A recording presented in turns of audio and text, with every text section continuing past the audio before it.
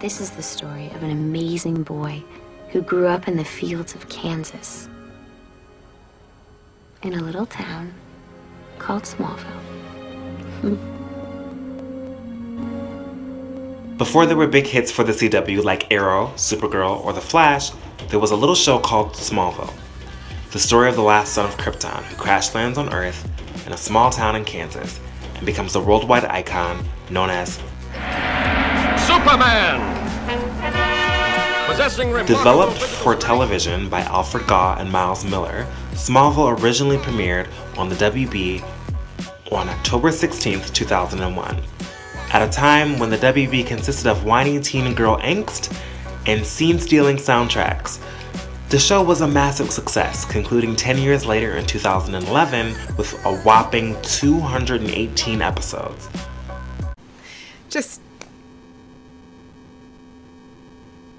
They've allowed me to live with Lois, and enjoy it. So thank you. But what makes Smallville so compelling? So what are you, man or Superman? I haven't figured it out yet. Well, it was full of triangular paradigms.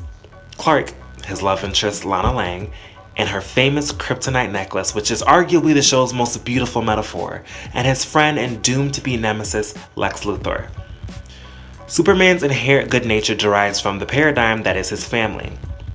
Clark, his father Jonathan, and the relentless and sometimes inhuman Jor-El, Kal-El's biological father, which appears as a disembodied voice from beyond the grave, played beautifully by Terrence Stamp, form yet another triangle. His two best friends, super sleuth Chloe Sullivan and the show's genius prelude to Lois Lane and also Veronica Mars, and Pete Ross. Not all. Lex Luthor's father is introduced, Lionel, and it highlights what can happen when you're not raised by characters from a Norman Rockwell painting.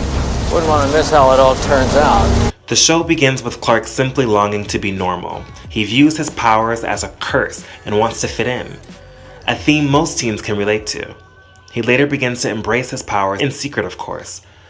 Clark is taught through his experiences that being human perhaps has more to do with your compassion and trying to see the good in people than it does with your DNA. But unlike most teen dramas set in high school, the characters age as the show does. The show even goes as far as to explain why Superman doesn't wear a mask. Perhaps Clark Kent is a disguise, and the world needs a face that is a beacon of light, truth, and justice. It is the single greatest depiction of Superman's origin story. And if you don't agree, it is at least the very least the most extensive Superman origin story ever put on film.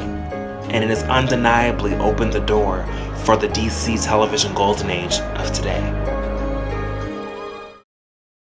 What we do here is go back.